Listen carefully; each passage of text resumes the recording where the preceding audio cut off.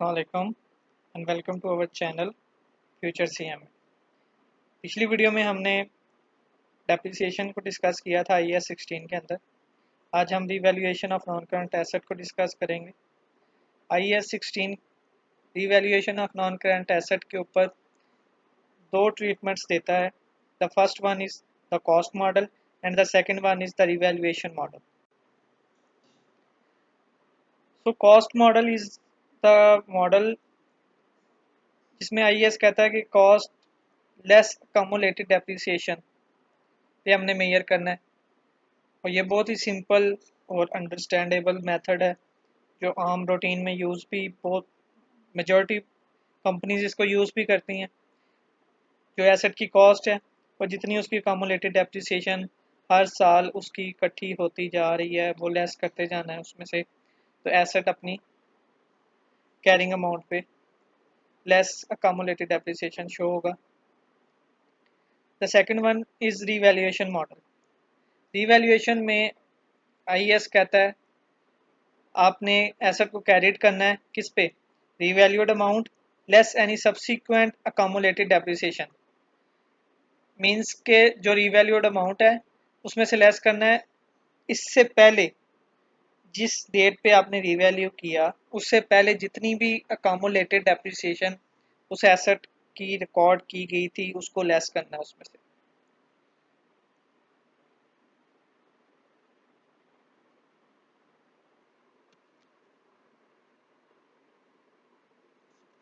And the subsequent accumulated depreciation. IAS इसमें कह रहा है कि आपने उसको रीवैल्यू करना है और रीवैल्यूड अमाउंट से सब्सिक्वेंट अकमुलेटेड डेप्रिसिएशन लेस करते रहना है। मींस के फर्दर जिस दिन रीवैल्यू किया उससे आगे आपकी जितनी भी अकमुलेटेड डेप्रिसिएशन आपकी बुक्स के अंदर रिकॉर्ड हो रही है उसको आपने उसमें से लेस करना। IAS इसमें कुछ कहता है कि अगर आप रिवैल्यूएशन मेथड को अडॉप्ट करते हैं तो उसके लिए टू कंडीशंस आपको लाजमी, टू कंडीशंस हैं जिसको कंपाइल्ड कर लाजमी करना है आपने रिवैल्यूएशन करते हुए। The first one is carrying amount does not differ materiality from the fair value at reporting date. Carrying amount fair value से रिपोर्टिंग डेट के ऊपर मटेरियलिटी डिफरेंस ना हो उसके अंदर। The second item of property plant equipment is revalued, the entire class of asset to which the item belong must be revalued। अगर एक आप PPE की आइटम को रीवैल्यू करते हैं तो उस एंटायर क्लास ऑफ एसेट जो उससे बिलोंग कर रही है उस पूरी क्लास को आपने रीवैल्यू करना है। ये दो पॉइंट्स, दो कंडीशंस हैं जिनको आपने फुलफिल करना है रिवैल्यूएशन के लिए। IAS के अंदर उसकी अकाउंटिंग की डिस्कशन है रिवैल्यूएशन की। Restate the asset cost to new valuation. New valuation के ऊपर एसेट की कॉस्ट को रीस्टेट कर दें। उसके बाद IAS कहता है कि eliminate any existing accumulating depreciation for the asset.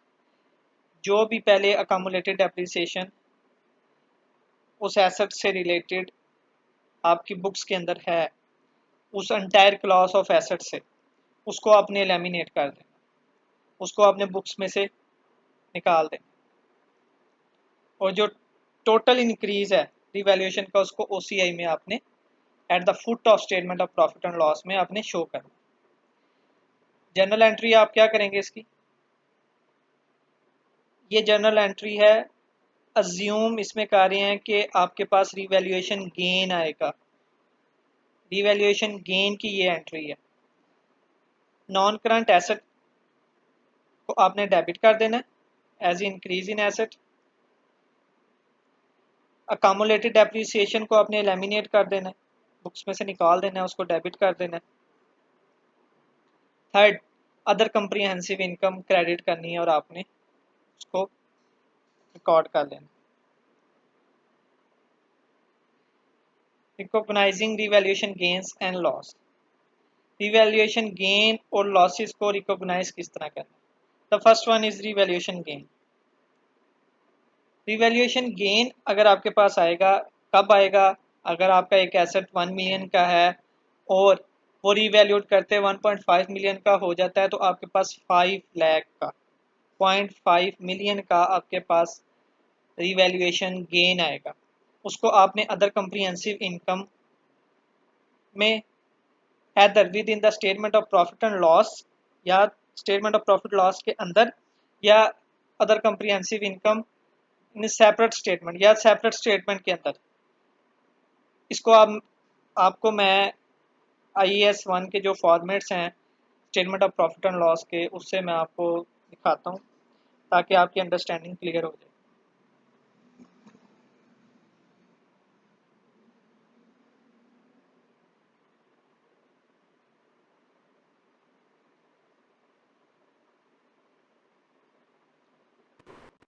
ये फॉर्मेट है,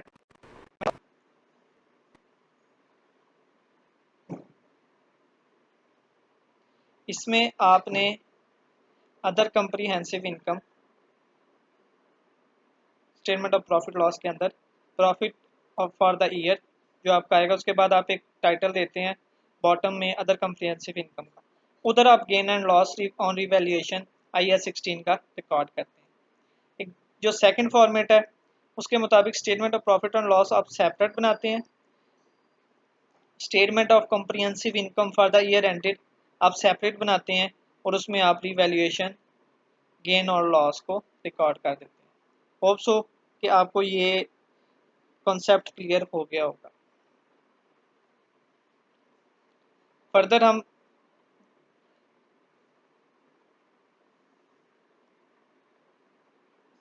हम इसको, ये जो रिवैल्यूएशन गेन आया है आपके पास, ये रियलाइज्ड नहीं हुआ अभी, मीन्स कि ये मॉनेटरी टर्म के अंदर कंपनी के बुक्स में या कंपनी के अकाउंट्स में नहीं आया, इसलिए इसको अलाउ नहीं है कि ये शेयर होल्डर्स को डिस्ट्रीब्यूट कर दिया जाए। ये कैपिटल रिजर्व होगा कंपनी का।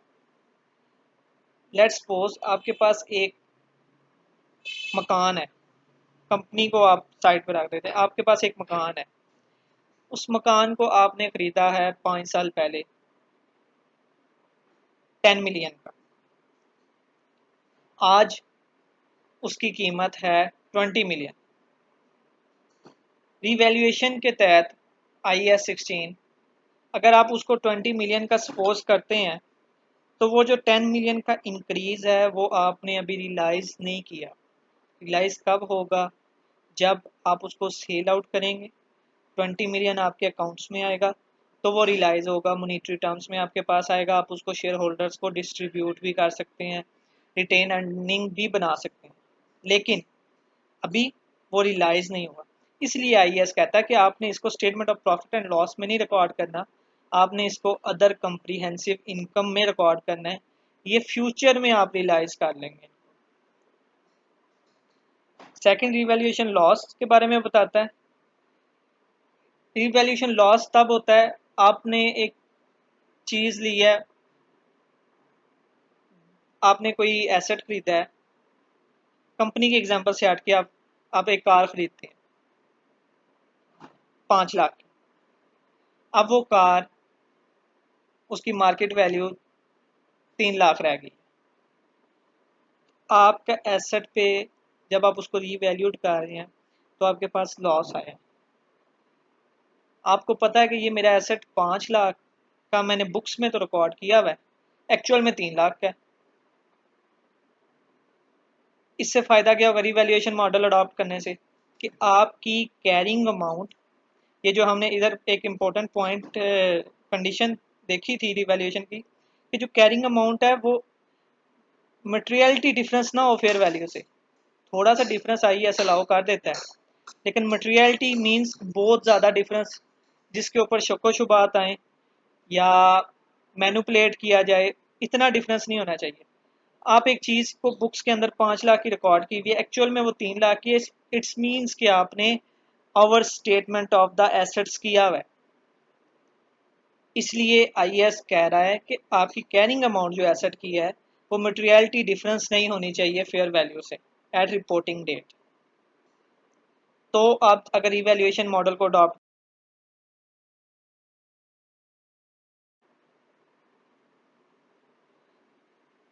तो अगर आप रिवैल्यूएशन मॉडल को अडॉप्ट करते हैं तो इससे आपकी फाइनेंशियल रिपोर्ट्स के अंदर फेयर प्रेजेंटेशन होगी एसेट्स के रिलेटेड, नॉन करंट एसेट्स। अब आईएएस कहता है कि आप इम्पेयरमेंट कर रहे हैं एसेट की एक वैल्यू की, तो आपने उसको direct statement of profit and loss में रिकॉग्नाइज कर लिया। इस रिवैल्यूएशन के लॉस को आपने अदर कम्प्रिहेंसिव इनकम में नहीं लेके जाना, statement of profit and loss में लेके जाना। नेक्स्ट वो क्या कहता है, when a revaluation loss arises on a previous revalued asset it should be deducted first against the previous revaluation gain and can therefore be taken to other comprehensive income in the year. Any excess impairment will then be recorded as an impairment expense in the statement of profit and loss. अब इसको समझो,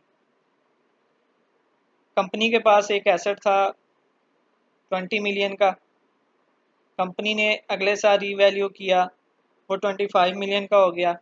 company ने 0.5 million को OCI में record किया revaluation gain.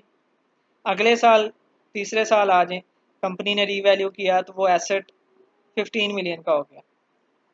Company के पास loss कितना आ गया, रीवैल्यूड अमाउंट से 10 मिलियन का लॉस आ गया।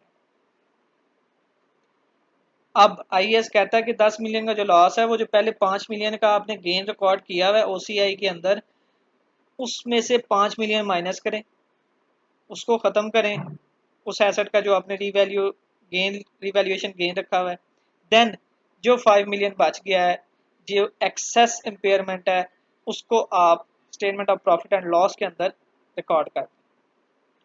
होप सो कि आपको इस कॉन्सेप्ट की अंडरस्टैंडिंग आ गई। इलस्ट्रेशन को देख लेते हैं। Entity revalue its building and decide to incorporate the revaluation into its financial statements. ये फाइनेंशियल पोजीशन का एक्सट्रैक्ट है, स्टेटमेंट ऑफ फाइनेंशियल पोजीशन का 31 दिसंबर 2007। बिल्डिंग कॉस्ट ये है, depreciation building revalued at 1st January 2008 at 1.4 million. Its useful life is 40 years at that date. 31 दिसंबर 2007 में company की जो asset है बिल्डिंग, उसकी कैरिंग अमाउंट ये है।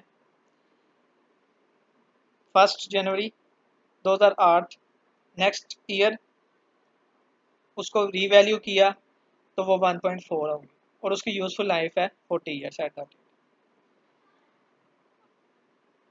वो कह रहा है कि आपने स्टेटमेंट ऑफ फाइनेंशियल पोजीशन का एक्सट्रैक्ट दिखाना है 31 दिसंबर 2008 को।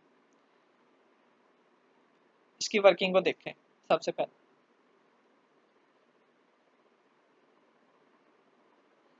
1 जनवरी 2008 को हमारे पास पिछले साल से जो हम बैलेंस लेके आए हैं 1056 था, हमने रीवैल्यू किया तो वो 1400 बन गया। हमारे पास रिवैल्यूएशन कितना आया 344, ये हमारे पास रिवैल्यूएशन आया। उसकी यूजफुल लाइफ 40 ईयर्स थी।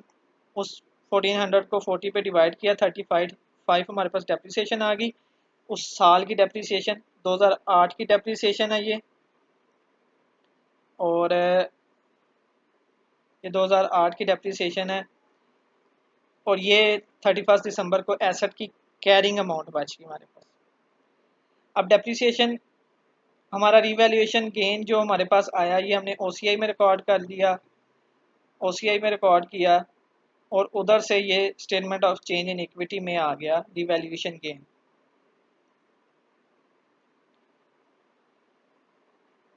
Statement of profit and loss के अंदर हमने डेप्रिसिएशन 35 रिकॉर्ड की, ओसीआई के अंदर ये हमने वर्किंग वन में रिवैल्यूएशन गेन रिकॉर्ड किया था, जो फिर हमारा उधर से ट्रांसफ़र हुआ उस statement of change in equity में आ गया। स्टेटमेंट ऑफ फाइनेंशियल पोजीशन के अंदर हमारा लैंड एंड बिल्डिंग 1365 की आ गई, जो हमारी ईयर एंड पे कैरिंग अमाउंट बची थी, और रिवैल्यूएशन सरप्लस 344। इक्विटी ये जो ओसीआई में आई है रिवैल्यूएशन 344, ये फिर इक्विटी का पार्ट बनी, और ये उधर से statement of change in equity में ट्रांसफ़र होगी। ये रिकॉग्निशन है रिवैल्यूएशन ऑफ गेन। आगे आईएएस डिस्कस करता है कि डेप्रिसिएशन किस तरह करनी है। रिवैल्यूएशन अगर एक एसेट की करती है उसकी डेप्रिसिएशन का क्या रूल होगा। अगर एक एसेट रीवैल्यूड कर दिया जाता है तो उसके लिए फॉलोइंग ट्रीटमेंट रिक्वायर्ड होगा। Depreciation must be charge based on valuation less residual value.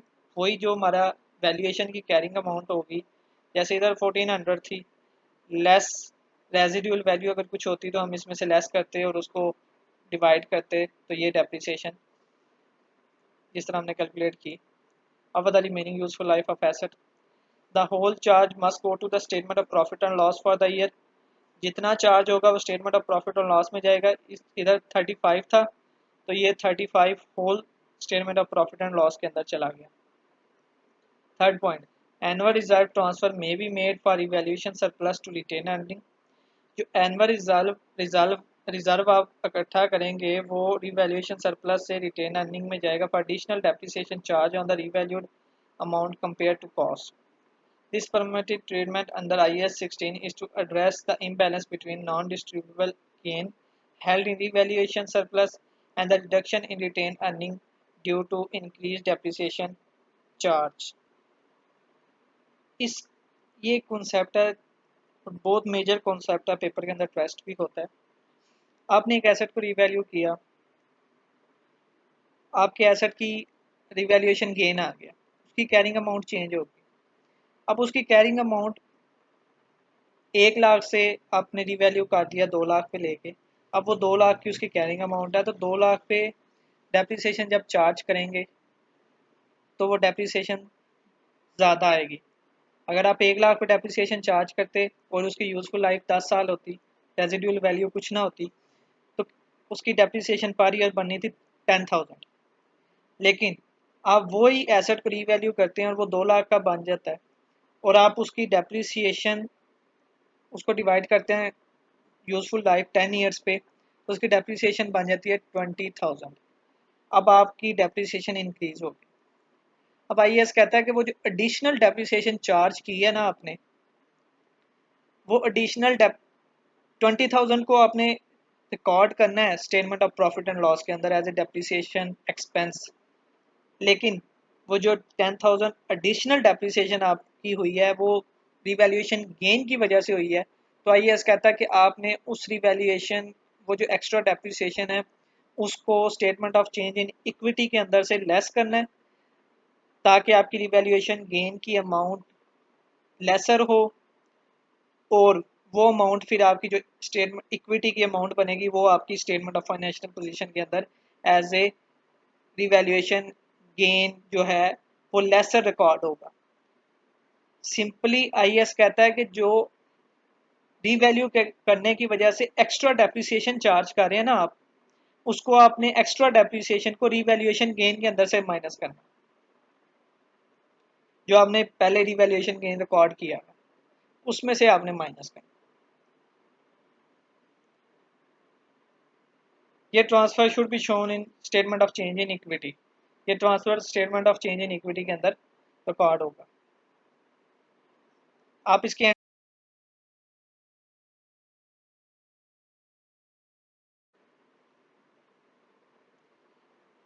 आप इसकी जनरल एंट्री करेंगे, statement of profit and loss, depreciation charge debit, accumulated depreciation credit. Next entry आप जो करेंगे वो रिवैल्यूएशन सरप्लस को आप डेबिट करेंगे, उसको कम करेंगे।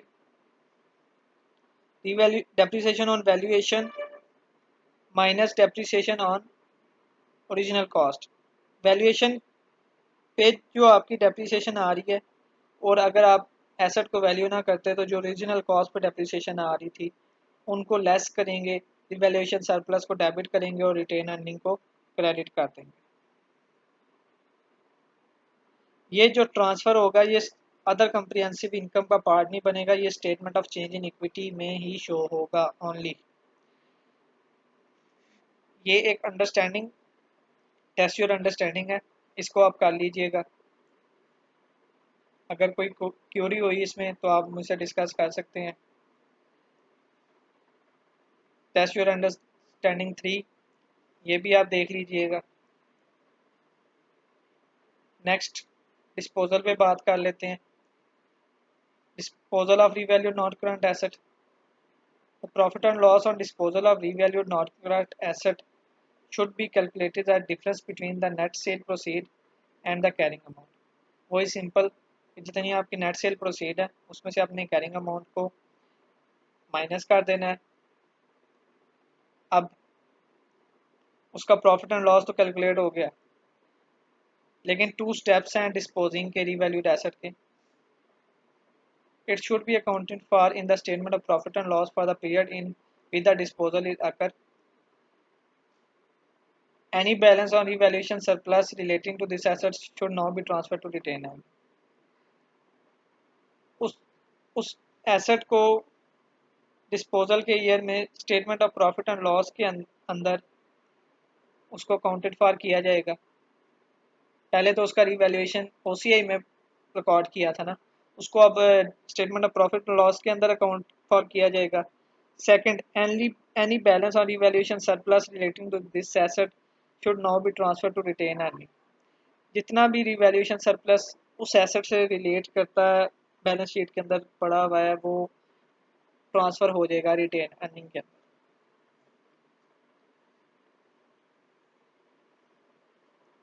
ये टेस्ट योर अंडरस्टैंडिंग है, इसको भी देख लेते हैं। Direct purchase of property costing 7.5 lakh on 1 January 2004 with a useful life of 10 years. It has no residual value. At 31st December 2004, the property was valued as 8,10,000, resulting a gain in revaluation being recorded in other comprehensive income of 1,35,000. There was no change to this useful life. Derrick does not make a transfer to realize profit in respect of excess depreciation or revalued asset. On 31st December 2006, the property was sold for 9 lakhs। आपको मैं answer पे ले जाता हूँ और इसका answer उधर से आपको दिखाता हूँ। सबसे पहले आप इसमें देखें, सेल प्रोसीड्स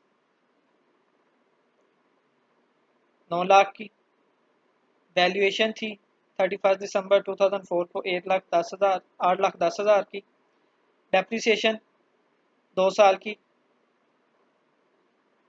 अब डेट्स देखें, 1 जनवरी 2004 को 7,50,000 की थी, 10 ईयर्स उसकी यूजफुल लाइफ थी। 31 दिसंबर 2004 उसी साल ईयर एंड पे प्रॉपर्टी को रीवैल्यू कर दिया गया 8,10,000, resulting a gain in revaluation being recorded in OCI में इतना गेन रिकॉर्ड कर दिया गया। और उसके बाद 31 दिसंबर 2006 को उसको सोल्ड किया गया। अब 8,10,000 की 2004 ईयर एंड मींस ये अगले साल बैलेंस ट्रांसफ़र होगा, ये जनवरी 2005 और 2006 2 साल की हम डेप्रिसिएशन इसकी लेंगे। इसकी 2 साल की डेप्रिसिएशन और 9 पे डिवाइड करेंगे। यूज़फुल लाइफ 10 साल थी 2004 में, लेकिन हमने रीवैल्यू किया 2004 के एंड पे, मींस के ये 2005 का बैलेंस है, स्टार्टिंग ओपनिंग बैलेंस है, और अब इसकी यूज़फुल लाइफ 9 ईयर्स रह गई है, 10 ईयर्स नहीं। ये पॉइंट्स होते हैं, बहुत ट्रिकी पॉइंट्स होते हैं, इनको आपने देखना होता है। 2004 की स्टार्टिंग में इसकी यूज़फुल लाइफ 10 साल थी। 31 दिसंबर 2004 को हमने इसको रीवैल्यू किया और ये 8,10,000 यकम जनवरी 2005 का ओपनिंग बैलेंस है। 2005 के बाद एसेट की यूज़फुल लाइफ 9 साल रहेगी, तो 8,10,000 को 9 पे डिवाइड करेंगे और 2 ईयर्स की डेप्रिसिएशन लेके उसमें से लेस करेंगे। कैरिंग अमाउंट आ जाएगी हमारे पास 31 दिसंबर 2006 की, ये हमारे पास कैरिंग अमाउंट थी और ये हमारी सेल प्रोसीड थी। इसमें से हम लेस करेंगे तो प्रॉफिट ऑन डिस्पोजल 2,70,000 आ जाएगा। अब उसके बाद नेक्स्ट उसने क्या किया, वो कह रहा था, इसमें उसने कहा था कि any balance on revaluation surplus relating to this asset should now be transfer to retain earning. जितना भी रिवैल्यूएशन का बैलेंस होगा उस एसेट से रिलेट करता हुआ वो रिटेन अर्निंग के अंदर ट्रांसफ़र हो जाएगा। तो 1,35,000 हमारे पास रिवैल्यूएशन था ओसीआई में रिकॉर्ड, उसको हम ट्रांसफ़र कर देंगे रिवैल्यूएशन सरप्लस हमारा डेबिट हो जाएगा, हम उसको statement of other comprehensive income से निकाल देंगे और रिटेन अर्निंग हमारी क्रेडिट हो जाएगी।